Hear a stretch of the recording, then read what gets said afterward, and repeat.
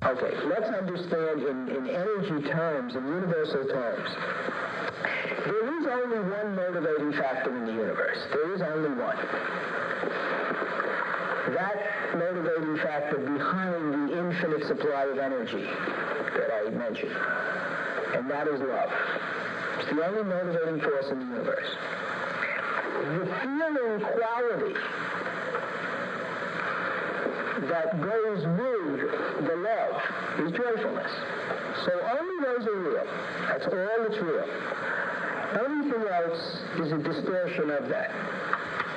So if a person comes at you angrily, what you know is the anger is just a distortion of the love energy. It is the closest that that person can come to expressing love. That's all it is. If you see it as anger, you're buying into the illusion. If you can go behind the anger and recognize what the real motivation is, you've got no problem in your life. So the trick is, and what I suggest you practice is, walking down the street, people are coming by you. This is neutral territory. You don't know the people. And so practice notice how they project themselves, and quickly go behind that and recognize the perfection behind it. And so a person could be walking down the street looking tired, or looking confused, or sad, or anxious. Notice that just for an instant and quickly go behind it. What happens when you do this is it helps you get in touch with the truth about yourself also. When you master seeing the essence in another person, the perfection in another person, you will also have mastered seeing it in yourself, because that's where you are also. Now let's look at it from its other aspect. I mentioned previously that everything that happens out in front of you, all of your life experiences, are a reflection of your state of consciousness. So look at life as though you're looking at a mirror. Everything is a direct reflection back to you of what you are asking for. So if a person comes at you angry, what you know immediately is it's your anger being reflected back at you. The way we get confused is a lot of people really put on a hell of a good show of anger. And so we really think it's their anger, not ours. And so some people have such a reputation for anger that you could get a lot of other people who, oh, there's that angry guy again. See? That's the whole point. What is life really all about? Life is a big schoolroom or classroom. The sole function of it is to teach us who we really are and what we're all about. In order to get to the essence of ourselves, we've got to clear away all of the garbage, all of the illusion. And so we agree that we will act out for each other what each of us has to learn. And so that's the way the game is played. So anytime somebody acts towards you in a way that makes you uncomfortable, it's your discomfort that you have to learn about. The universe, being infinitely intelligent, recognizes that we can bury deep within us a lot of things that we care not to know about ourselves. But it also knows that we cannot achieve enlightenment or learn who we really are until we clean that stuff out. So it's got the best rotor-rooter system available. It keeps creating right in front of our nose so we can't miss it exactly what's going on inside. Eventually we catch on.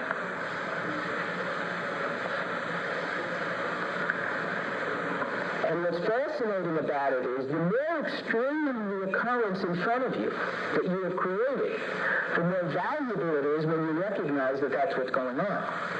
If you try to sneak around it and say, oh, no, that guy is so angry, he should be locked up, it's obviously his anger, not mine, you missed the whole point.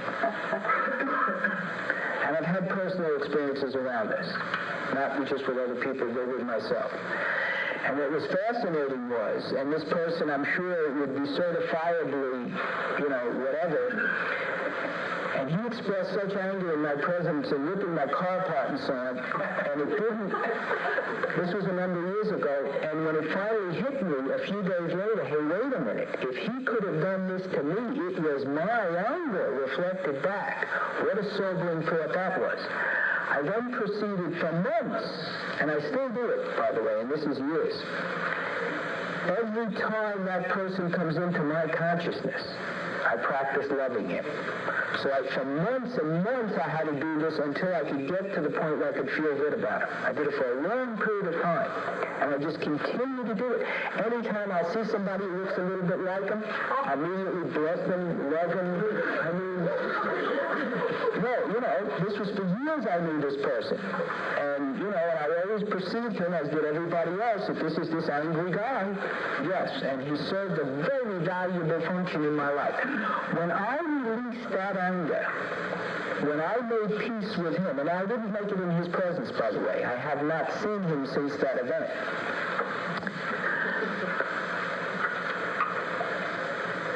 When I made peace, not only made peace, but really loved him, it changed my whole life.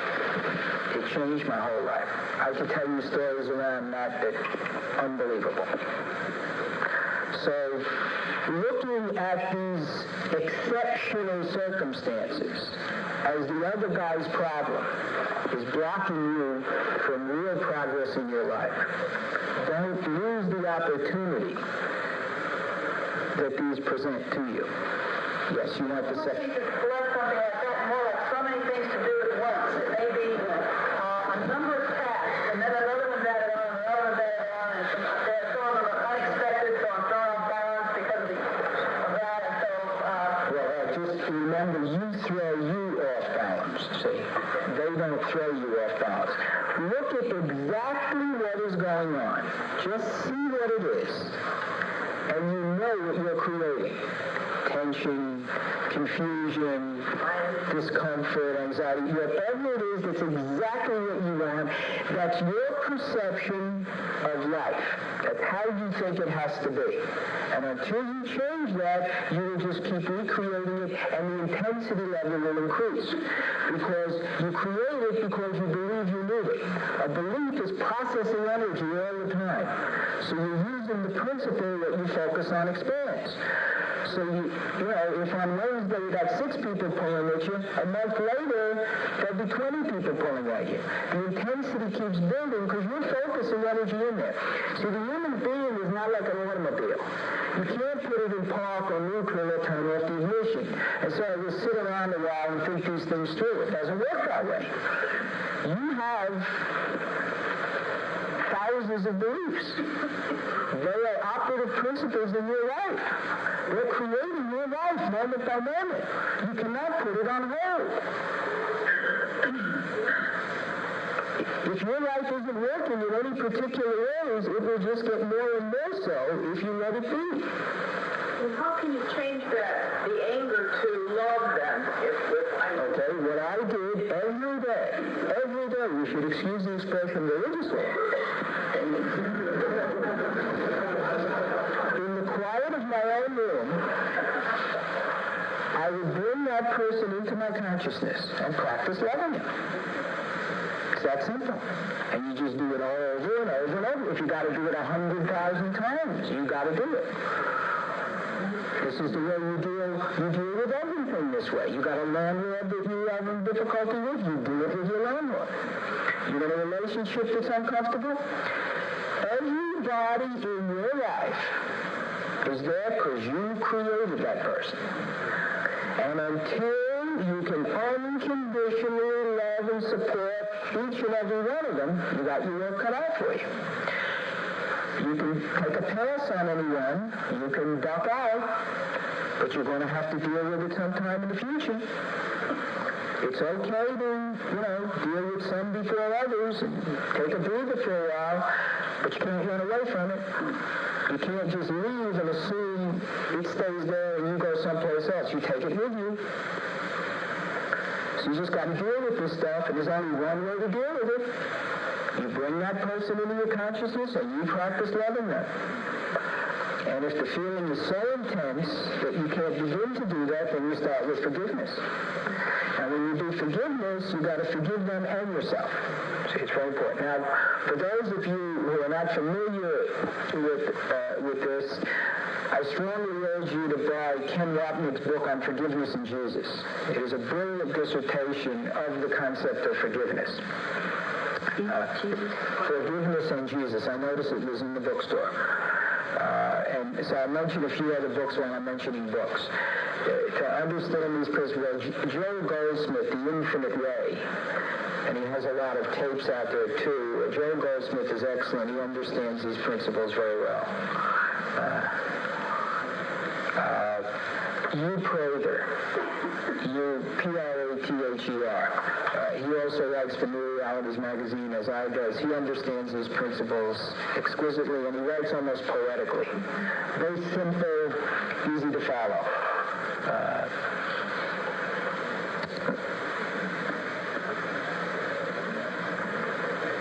New Realities magazine, is this available in newsstand? Yeah, there is this New Realities magazine. I didn't know it existed up until shortly before they decided to feature me, and it was one of the ways that the universe handles the details. I was just going about my business, giving workshops and so on, and somebody took an evening presentation that I gave, and 6 months later, it called me up and asked me if I would present to an organization of which she was a member. And she didn't even introduce herself the first night, so I didn't even know she existed. So when she called me, it was an organization called Women in Wisdom in New York, and I presented for them in a second presentation. And then we got to know each other. It turned out she wrote for this magazine. She wrote sort of light kind of material. So she thought that the chief editor and publisher would like to know about me and perhaps do a piece on me, so she contacted him. She mentioned she was going to do this, and he finally told her to write a piece about me, and which she did, and so it ended up, he decided to feature me in the magazine, or write an article about me. I had never met the guy. It seemed strange somebody's going to write about me in a magazine, so I asked for his telephone number, and I called him up. So this was in February of '83, and when he heard I was going to the coast, he said he would like to meet me, so he flew down from San Francisco, and we spent the better part of 2 days together. Now he knew me. As a result of that, he added some stuff to the article, and then an interesting series of events occurred. A few weeks later, I'm speaking to him on the telephone, and he said, we're putting the next issue of the magazine together, and my assistant said, what are we doing about the Tools for Transformation section, which is the centerfold in the magazine? And so, as he tells me the story, he said, well, I hadn't thought about that. She said, well, what about that guy Patton? Does he have any material we can use? So I had given him the draft of the book at that time. So he had read part of it. He said, oh, yeah, give me some material. I know a part that would be perfect for that. So now I'm in the Tools for Transformation section. About a month goes by, and he's coming to New York. His wife is a psychiatrist, and she was going to a psychiatric meeting, and he came along to do some business. So we met him at the hotel, and just as we're about to leave, he says, oh, by the way, he said, here's a copy of the editorial for your issue. You're mentioned in there. So when I get home, I read it. The entire editorial is about me. So that's now 3 places in the magazine. Close to a month later, I get a call from him, and he said, remember those pictures I took of you? One of them is gorgeous. You're going to love it on the cover of the magazine. So it was a good thing I was sitting down for that one. And so when the issue finally came out, in addition to those 4 places in the table of contents, they have my picture with a little summary of what I'm about. And then they take a whole page to advertise subscriptions. And so they use a small picture of the cover of the magazine, for that. And so there was hardly a page in that magazine that you turned to, you wouldn't find me on it. And so it's just interesting how the universe works. Now, I wasn't paying really any attention to this. I didn't know the guy. And so I thought later, I said, what would be the chances of that happening to me if I tried to bring it about? And so you just have to pay attention to what you're all about, and you do it, and the universe handles the details exquisitely. I don't have to tell you the wonderful people I've met as a result of being there, and that magazine, and so on. It's been an extraordinary opportunity for me. All right, but let me address one other thing that I really want to address that's most important, and that's about doing what you love to do. For over 25 years, I practiced traditional law, and, being the adversary system and all of the other things about it, it was never comfortable for me. I never really enjoyed it. When I shifted to doing what I love to do, as you're hearing me tonight, my whole life changed. For those 25 years or so, I never received any significant acknowledgement. And it's rightful that I didn't, because I didn't perform at the level that deserved it because I was like a fish out of water. The whole thing didn't work for me, and obviously, why should I receive a lot of acknowledgement for it? When I shifted to doing what I love to do, the acknowledgement was immediate and dramatic, and just continues. And I noticed the same for other people.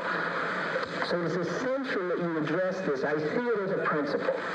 And the principle is that it is essential that you choose as the focal point in your life, the career, doing what you love to do. See, each of us has been created with particular talent or talents. And it is essential that we get in touch with them, that we honor them by expressing them. When you do this, your life works.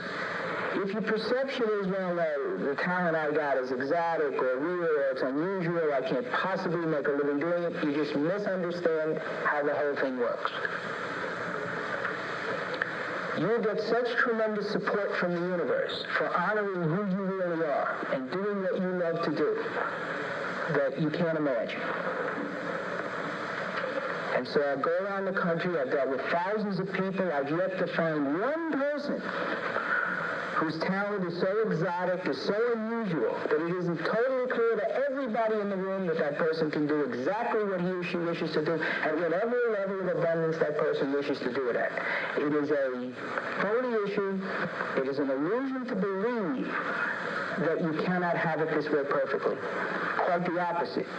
In universal terms, it was set up for you to experience it this way, and in truth, your life doesn't begin until you honor this and express those talents, what it is you love to do, and let the real you out. It's essential that you deal with this. It will color the whole rest of your life. You cannot sit on that and get on with your life. It won't work. In universal terms, if you have a talent, it also means that there are others out there who need to experience the expression of it. The universe doesn't give illusory gifts. If you have something to express, you know there are other people out there who want to hear it or experience it in some way. And it's also essential that you honor the uniqueness of it. If you're a musician, it isn't ideal for you to rewrite Beethoven symphonies or to copy any of the other so-called outstanding people. It's essential that you honor the total uniqueness of the talent. And then it'll work perfectly for you. Yes? What if you don't really know what your talent is? Okay, the question for those of you who might not have heard it, what if you don't know what the talent is? Okay. It's impossible for you not to know, but you can hide it from yourself. So you can make believe you don't know, not that you can keep it from your conscious mind, is what I'm saying. You cannot not know it in real terms because it's you. It is the real you. So if you're not aware of what it is, you now have an insight to the lengths you will go to keep your life from working perfectly. So in universal terms, mark this one down, folks. What you currently believe is creating your life. If you're noticing that any of that is less than perfect for you, and so we had an example of it here, in order to change, your intention to change must be 100%. Because the way it presently is the way you 100% want it to be now. Nothing less than 100% intention to have it different will be strong enough to overcome that. 99.9 in universal terms equals 0. So if you can't feel it, taste it, be jumping up and down about it, it isn't enough. And let's look at the law of cause and effect here. In truth, until you achieve the result, you know you don't want it. Having and wanting are simultaneous. The only way you know you really want it is when you have it. It's very simple. In order to play this game successfully, you must be totally honest with yourself. It really doesn't make any difference what you pick. You can pick the least likely thing on the list of things you love to do. The only one thing that's essential is that you have 100% intention that your life work perfectly. Then, if you have selected one of the less than most likely things on the list, you will quickly be led to the most appropriate one. The universe handles these details perfectly for you. So you select one thing, you get on with it, you notice you're there a little while, you meet a particular person who happens to talk about something, next thing you know, you're where you belong. You don't have to worry about that. When you have 100% intention that your life works perfectly, the phone rings. You don't have to dial. Now, I get confirmation of this over and over and over again. It's a truism. I got letters, I got people on tape and workshop that's just there. People keep coming in. It's such amazement. They said, you remember you told me the phone was going to ring? And I just keep getting this over and over. Remember you told me the phone was going to ring? That's the way it works. Yes? How important do you complain that you have to settle? How does one deal with complaints? You have to settle using your complaint. Okay. Okay. How does one deal with complaints?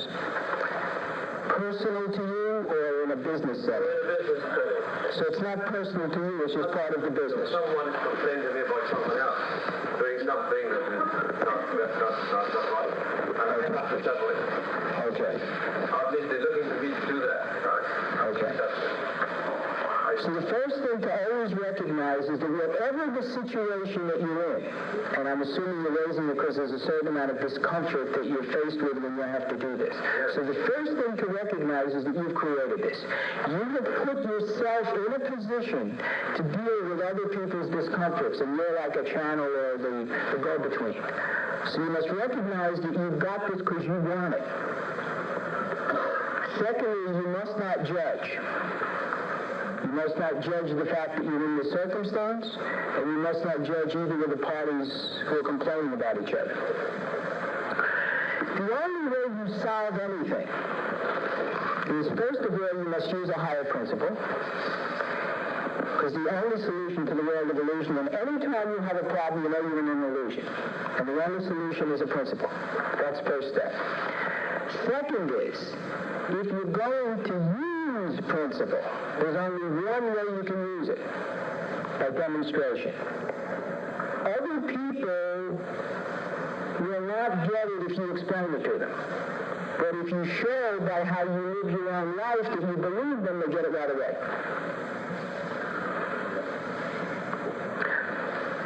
So if you're going to deal with it on the level of illusion that this guy is doing something wrong, so I got to help this guy see that, that's not going to work. You got to go to a higher principle. And so pick any one of them. They'll all work. Okay, so thank you all very much for listening.